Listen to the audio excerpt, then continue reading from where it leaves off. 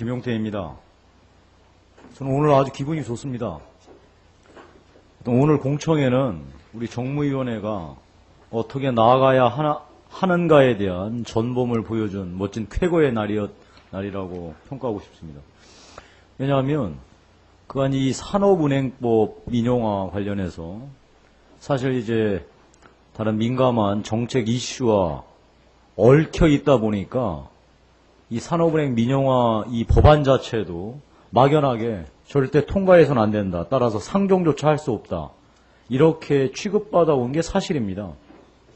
근데 오늘 이렇게 진지하게 전문가를 모셔놓고 정부 관계자의 얘기를 듣다 보니까 이 법안 자체의 큰 테두리, 다음에 뼈대들에 대해서는 전반적으로 다 동의한다.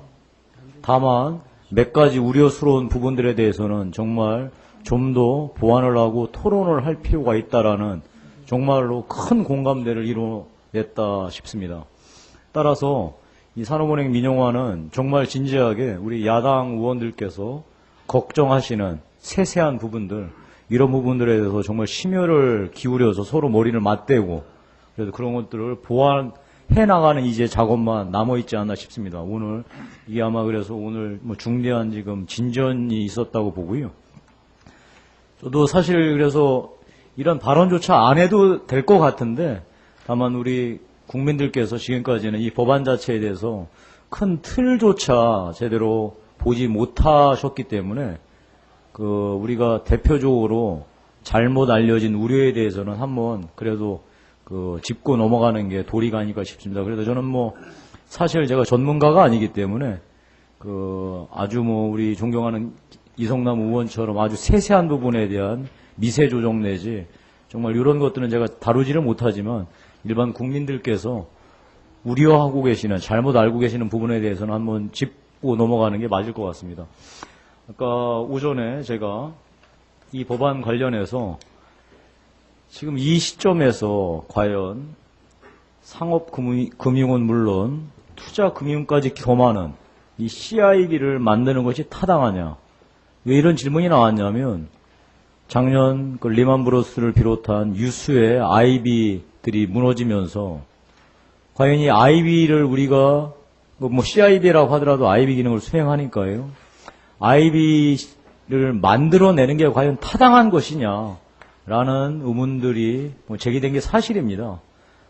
심지어는 이 IB 자체가 정말 절대 악처럼 느껴지는 게 우리 국민들께는 그렇게 인식한 것도 있었는데요. 우리 위원장님, 네. 아까 권태띠 의원께서도 확인하셨지만, 이 IB 시장이 여러 가지 문제를 일으키긴 했지만, 결코 사라질 수 없는, 그리고 이 금융위기 극복 과정, 나아가서 금융위기가 극복된 이후에는 다시 IB 시장이 복원되고 오히려 좀 더 커져나갈 수밖에 없다는 게 주지의 사실이지요.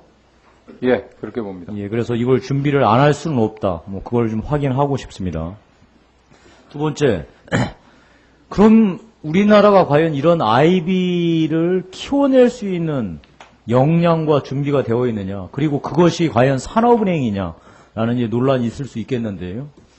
사실 또 이게 불행인지는 모르겠습니다만 우리나라가 상업은행만 추구하다 보니 여기서 상업은행은 이제 저축중심은행이겠죠.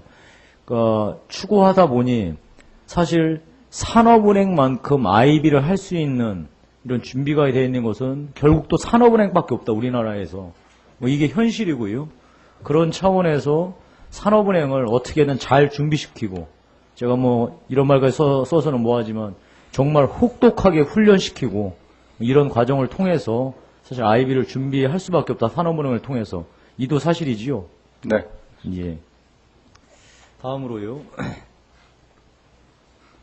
또 하나는 지금 이런 이제 금융위기 속에서 사실 돈을 차입하는 게 정말 중차대한 문제인데 이 산업은행만큼 사실 이 브랜드를 갖고, 왜냐하면 산업은행 자체의 브랜드도 있지만 이 국가적인 어떤 보호, 법률적인 보호 차원, 그러니까 보증이지요. 그래서 이 달러를 차입하고 돈을 차입하는 거는 산업은행만원밖에 없는데도 불구하고 왜 이걸 굳이 이 와중에 민영화를 하려고 하느냐라는 이제 사실 논란이 있었습니다. 근데 사실 이거는 이 논란이 전폭적으로 왜곡돼서 보여지는 게 뭐냐면 정책금융공사라는 것을 새로 만들어서 금방 이런 달러를 차입한다든지 아니면 이 와중에 무너지는 정말 질 좋은 기업들, 뭐 정말 유동성 문제라든지 이런 것 때문에 살려내기만 하면 추후에 충분히 우리가 경쟁력을 갖춰서 국가 경제에 도움이 될 만한 기업들을 받아주는 역할을 산업은행 대신 정책금융공사로 하겠다. 이게 정부의 방침 아니겠습니까? 예. 예, 그래서 이런 사실 민영화를 하더라도 이런 우려에 대해서는 잘못된, 왜곡된 시각이라는 것을 우리가 좀 확인을 해야 할 것 같고요. 마지막으로 지금 여러 가지 이제 금융 상황이 나쁘다 보니까 뭐 전반적인 주식의 하락, 물론 뭐 은행주의 하락도 당연하지요. 과연 이 와중에 이런 산업은행을 민영화해서 제값을 제값을 받고 팔 수 없다. 근데 왜 이걸 자꾸만 민영화를 이 와중에 하려고 하느냐. 이런 오해가 있었던 건 사실입니다. 근데 정부의 방침은 지금 팔려고 하는 게 아니다.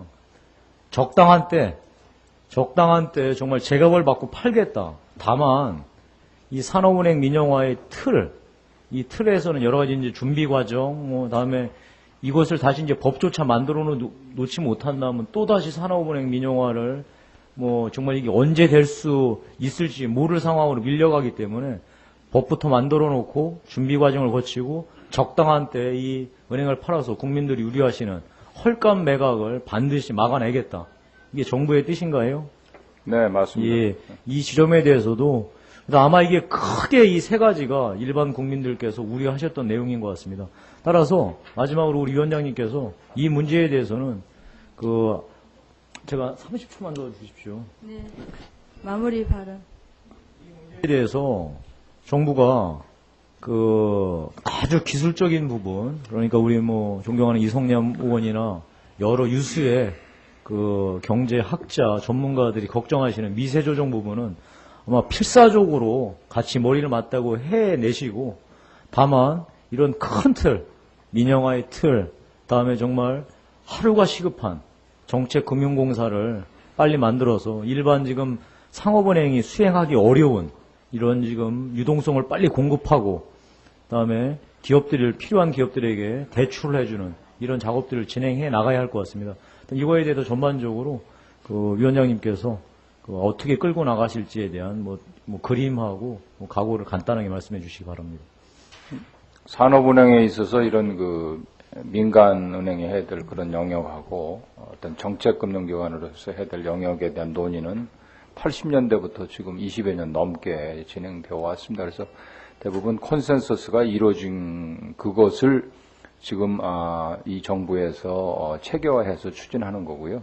그래서 이번에 입법의 내용을 보시면은 그렇게 그러한 방향으로 가기 위해서 필수적으로 이제 산업은행이 어떤 주식회사 형태로 돼야 되고 어떤 지주회사 모델로 가야 된다는 것으로 그렇게 입법이 돼 있기 때문에 그 준비를 하는 입법이다 이렇게 이해를 해주시면 좋겠고요.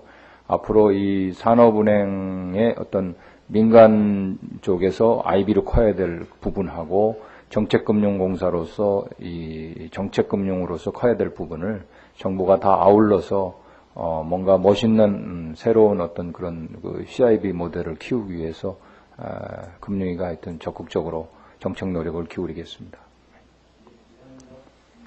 네, 수고하셨습니다. 다음은 조경태 위원님 질의하여 주시기 바랍니다.